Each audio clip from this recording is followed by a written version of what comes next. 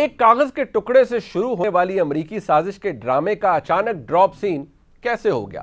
یہ سوال اتنا حیران کن نہیں ہے کیونکہ اگر آپ کو 2014 کا دھرنا یاد ہو تو 35 پنکچر سے ایک ڈرامہ شروع ہوا، مہینوں اس پر پروگرامز ہوئے، درجنوں انٹرویوز ہوئے، ایک بیانیہ بنایا گیا، عوام اس وقت بھی آزادی کے نعروں پر سر جھومتے رہے اور بعد میں جناب عمران خان نے اسے سیاسی بیان کہہ کر ٹکے ٹوکری کر دیا اور ساری دنیا منہ دیکھتی رہ گئی۔ اس لیے ہم نے تو 35 پنچر لے کے نہیں آئے، تو سیاسی بات ہے نا، اصل چیز تو پروف دینی تھی۔ اچھا 35 پنچر سیاسی بات تھی، مان گئے آپ؟ سیاسی بات کا مطلب کہ ایک بریگیڈیئر سیمسن نے ہمیں بتایا، انہوں نے مرتضی پویا سے سنا تو وہ ٹویٹ ہو گئی اور وہ 35 پنچر بن گیا۔ اس مرتبہ بھی قوم کی غیرت کو للکار کے امریکہ مخالف بیانیہ بنایا گیا جو کہ بغیر سر پیر کا تھا۔ کہا گیا کہ ایبسلیوٹلی ناٹ۔ میرے پاس جو یہ خط ہے یہ ثبوت ہے، بیرونی سازش کی ایسی بہت سی باتیں ہیں جو مناسب وقت پر اور بہت جلد سامنے لائی جائیں گی۔ یہ ایک باہر سے پلان بنا تھا، یہ جو نو کانفیڈنس تھی اس کی بنیاد باہر تھی۔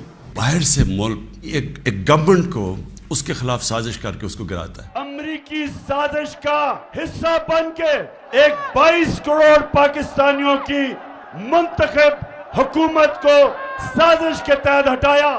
ایک بیرونی سازش کے تحت رجیم چینج کی کانسپریسی کی گئی۔ یہ جو امپورٹڈ حکومت امریکی سازش کے تحت باہر کی سازش اور اندر کی سازش نے مل کے یہ حکومت ہمارے پہ ملوث کی ہے۔ ایک امریکی سازش کے تحت پاکستان کے بڑے بڑے ڈاکوؤں کو اکٹھا کر کے 22 کروڑ لوگوں کی منتخب کی ہوئی حکومت کو گرایا۔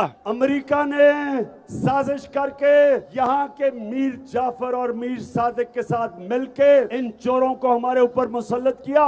تو یہ سارے چور اکٹھے ہو کے آج امریکی سازش کے تحت ملک کے اوپر بیٹھ گئے۔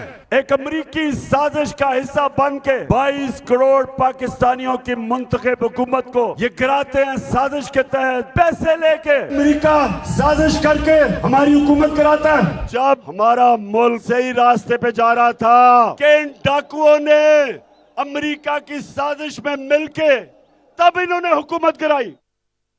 سیکیورٹی ادارے بار بار کہتے رہے کہ اس میں کوئی صداقت نہیں۔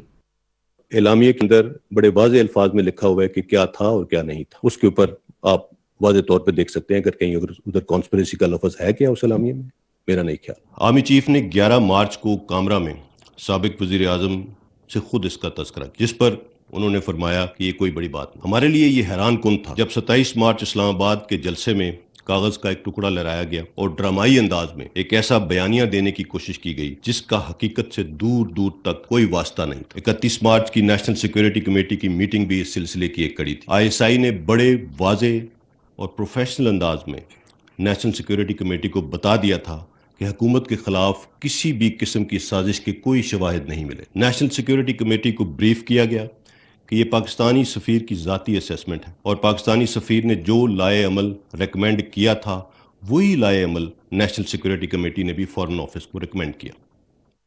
مبینہ آڈیو ٹیپس میں ہونے والی حیرت انگیز انکشافات میں یہ بات کھل کر سامنے آ گئی کہ کیسے جناب عمران خان اور ان کے ساتھیوں نے مل کر اس سازش کو وزیر اعظم کے دفتر میں تیار کیا اور کہا کہ اس پر ہمیں کھیلنا ہے۔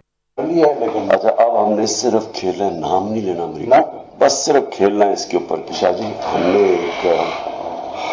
ہم نے کل میٹنگ کرنی، آپ نے، ہم تینوں نے اور وہ فورن سے، اس میں ہم نے صرف کہنا ہے کہ وہ جو لیٹر ہے نا اس کی چپ کر کے منٹس یہ اپنے پاس۔ پھر سے آزادی کے ڈول پیٹے گئے، پھر سے عوام جھومتے گاتے سڑکوں پہ نکل آئے، درجنوں انٹرویوز ہوئے، سینکڑوں تبصرے تجزیے ہوئے، پھر سے ایک بیانیہ بنایا گیا اور پھر گزشتہ روز جناب عمران خان نے پاکستان کے خلاف امریکی سازش کی بات کو ماضی کا قصہ قرار دیتے ہوئے اب امریکہ کو اس الزام سے بری قرار دے دیا اور ساتھ ہی معاملات درست کرنے کی جانب اشارہ بھی دے دیا۔ یہ بات اتنی سادہ نہیں ہے کیونکہ اسی سازش کے بیانیے کی آڑ میں جناب عمران خان نے پاکستان کے آرمی چیف کو عوامی جلسوں میں کھڑے ہو کر غدار، میر جعفر، میر صادق اور پتہ نہیں کیا کہہ کر للکارا۔ अमरीकी साजिश का हिस्सा बन के मुंतखब हुकूमत को साजिश के तहत हटाया और इनके साथ शामिल थे यहाँ के मीर जाफर और मीर सादिक। ये कौन थे मीर जाफर और मीर सादिक? जिनको नहीं पता मैं फिर से बता दूं, मीर जाफर जो मुसलमानों का, मुगलों का गवर्नर सिराजुद्दौला था, उसका सिपहसालार था, उसने अंग्रेजों के साथ मिलके गद्दारी की सिराजुद्दौला से, मुसलमानों से। जो आज आपने ब्रांड करना ना मीर जाफर और मीर सादिक, देखो आप लोगों को स्पून फीड कर रहे हैं, लोग बहुत आगे जा रहे हैं, माइंड्स ऑलरेडी फर्टाइल ग्राउंड बनी हुई है इस वक्त के, उनको आप फीड कर देंगे। फौज के सियासत से बाज रहने के फैसले पर उन्हें जानवर तक से तशबीह दी गई। अल्लाह ने हमें ये इजाजत नहीं दी कि मैं कहूं ना मैं तीतर हूं ना मैं बटेर हूं, मैं तो न्यूट्रल हूं। मैं बार बार कहता हूं न्यूट्रल सिर्फ जानवर होते हैं। पाकिस्तान के न्यूक्लियर हथियारों तक को अवामी जलसे में और गैर मुल्की मीडिया के सामने सरेआम गैर महफूज करार दे दिया, जिस बात को बाद में अमरीकी सदर ने भी दोहराया और पाकिस्तान की बदनामी हुई। ये पैसे के गुलाम है, इनका पैसा बाहर पड़ा है और इनको जो भी साजिश के तहत, जिस साजिश के तहत इनको हुकूमत दिलवाई गई, मैं अपने सारे इदारों से पूछता हूं कि क्या तुम्हारा जो न्यूक्लियर प्रोग्राम है इनके हाथ में, क्या ये हिफाजत कर सकते हैं? क्या न्यूक्लियर प्रोग्राम इन दो डाकुओं के हाथ में जिनके पैसे बाहर पड़े हुए हैं, क्या पाकिस्तान हमारी सालमती इन चोरों के हाथों में डाल रहे हो? क्या आपको कोई खौफ खुदा नहीं है? बकौल DGISI के आर्मी चीफ को बतौर रिश्वत एक्सटेंशन ऑफर की गई, उन्हें लालच दिया गया। किसने दिया? जनाब इमरान खान ने। मार्च के महीने में आर्मी चीफ को उनकी मुद्दत मुलाजमत में गैर मुहिना मुद्दत की तोसी की पेशकश भी की गई, मेरे सामने की गई। ये बहुत पुरकशिश पेशकश, लेकिन उन्होंने इसको भी ठुकरा दिया, इसलिए कि उन्होंने जो बुनियादी फैसला किया था कि इदारे को मुतनाज़ा रोल से हटा के आईनी रोल पे लाना है। अगर आप समझते हैं कि आपका सुपरसलार गद्दार है, मीर जाफर है, तो उसकी मुद्दत मुलाजमत में इतनी तोसी क्यों दे रहे हैं? अजीब बात है। आप समझते हैं सुपरसलार गद्दार है, लेकिन आप उन्हें कह रहे हैं कि पूरी जिंदगी के लिए अगर आपने इस मुलाजमत में रहना तो रहें। पूरी कौम को इदारों के खिलाफ भड़काया गया और आज जरीदे को ही इंटरव्यू देते हुए उसे माजी का किस्सा करार देकर आपने जान छुड़ा ली। ना सिर्फ ये, बल्कि फाइनेंशियल टाइम्स को इंटरव्यू देते हुए पाक अमेरिका ताल्लुकात में होने वाली तमाम तर खराबी का जिम्मा भी प्यारे पाकिस्तान को ही दे दिया। क्या इमरान खान इतनी आसानी से पाकिस्तान की बका के साथ सियासी खेल खेल सकते हैं? इमरान खान साहब, अब आपसे सवाल यह है कि फिर कौम को किससे, यानी किसके बाप से आज़ादी दिलवाना चाहते हैं आप? अब अगर आपने अमेरिका का हाथ ना होना तस्लीम कर लिया है तो फिर फौज को अपनी सियासत में क्यों घसीटते हैं? अब अगर अमेरिकी साजिश के दावे से दस्तबरदार हैं तो अपनी फौज को गद्दार, मीर जाफर, मीर सादिक क्यों कह रहे हैं?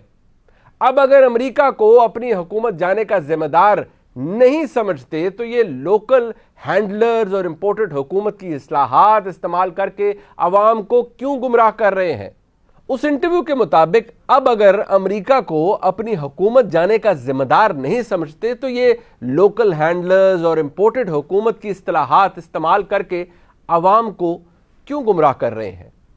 और अब अगर आपके मुताबिक आपकी हुकूमत के खात्मे में अमेरिका का हाथ नहीं है तो क्या लॉन्ग मार्च का असल मकसद आर्मी चीफ की तैनाती को मुतनाज़ा बनाना है?